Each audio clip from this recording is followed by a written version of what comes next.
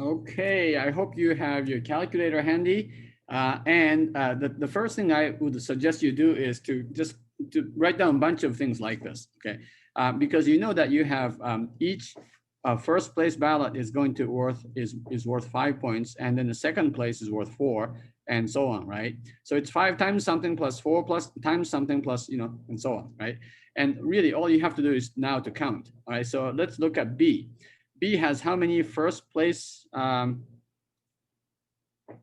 votes?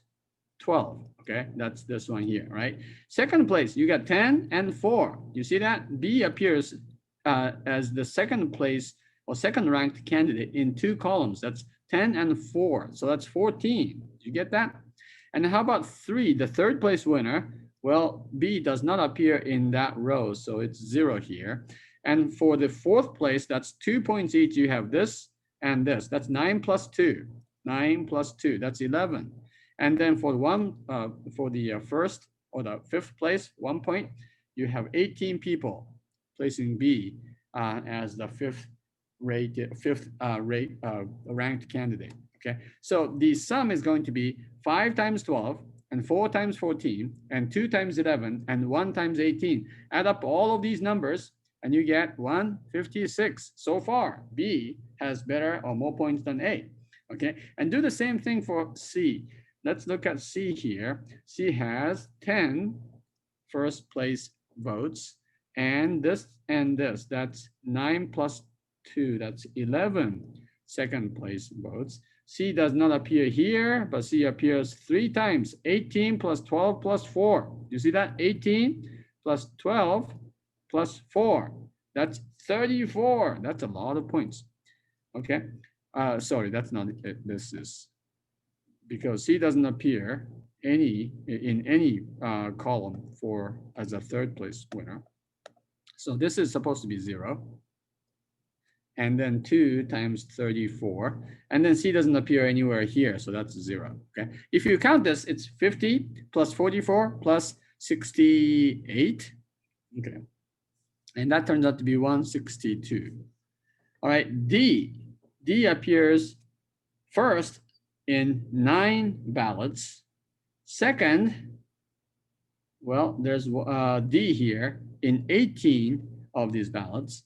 And D appears 1, 2, 3 times as the third ranked candidate. That's 12 plus 4 plus 2, and that is 18. Okay, and D appears here once. That's fourth place by 10 people. And then, of course, there's nobody who places D in the bottom of the list. And so if you add up all of these, that's 191. Okay. And then finally for E, you have 6 first place votes and 12 second place votes. And we're looking at E. So E appears this, this, and this. That's 18 plus 10 plus 9. And that is 37 people voted E to be the third candidate. And then E does not appear in the last two rows here. So that's 0 and 0. This adds up to 189. Ooh, that's a close game or close call, isn't it? The result actually gives D the most number of points. So D wins this election if you decide to do the border count. This is also a rather popular way to count. You know, when an organization wants to decide on a certain date or a calendar or something, many times they use a point system because that sort of includes everybody's voice, right? And so under the border count or the point system, D wins. Okay, so we have studied 4 different methods: plurality, Condorcet, the instant runoff, and the border count. And so far we have A winning, E winning, C winning, and D winning.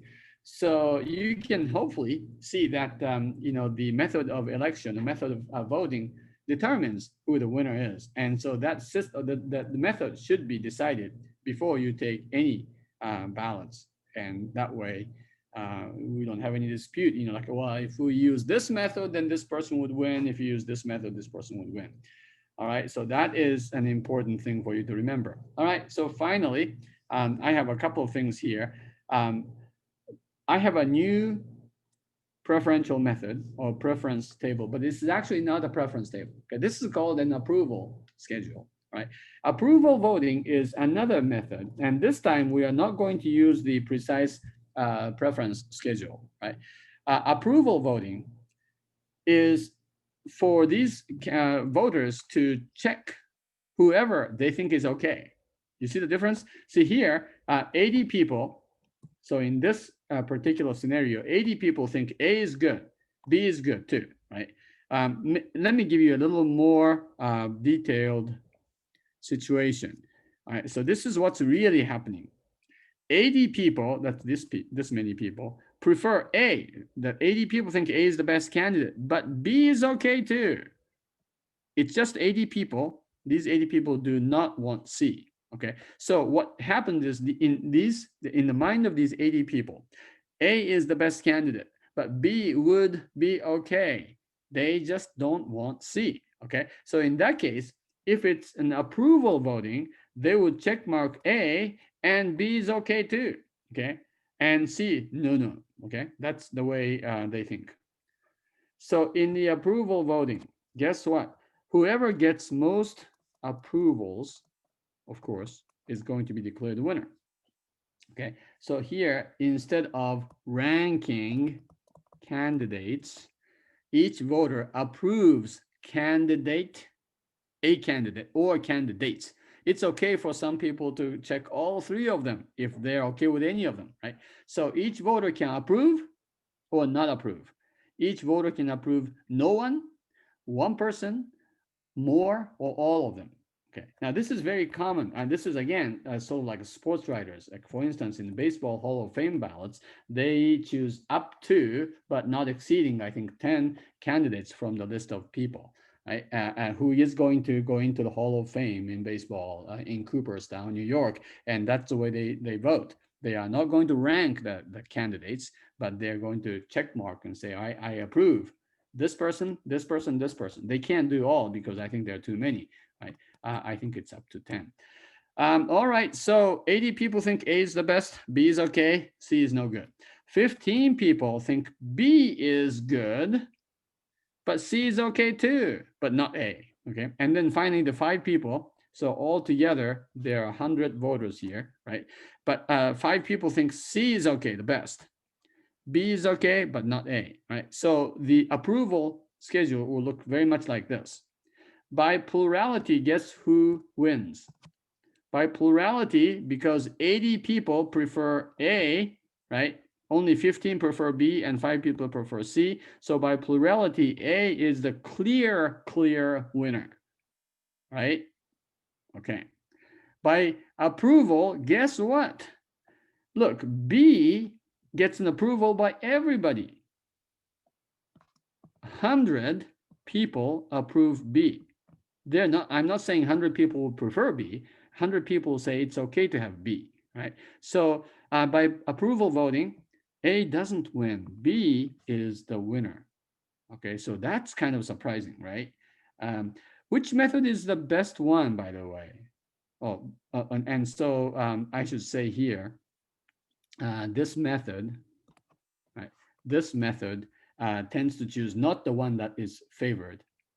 Okay, so this favors not the most popular one, but the least disliked. You see the difference here? Yeah, I mean this is period. Okay, so the approval voting, who gets to win is the person who is least disliked, not the most liked.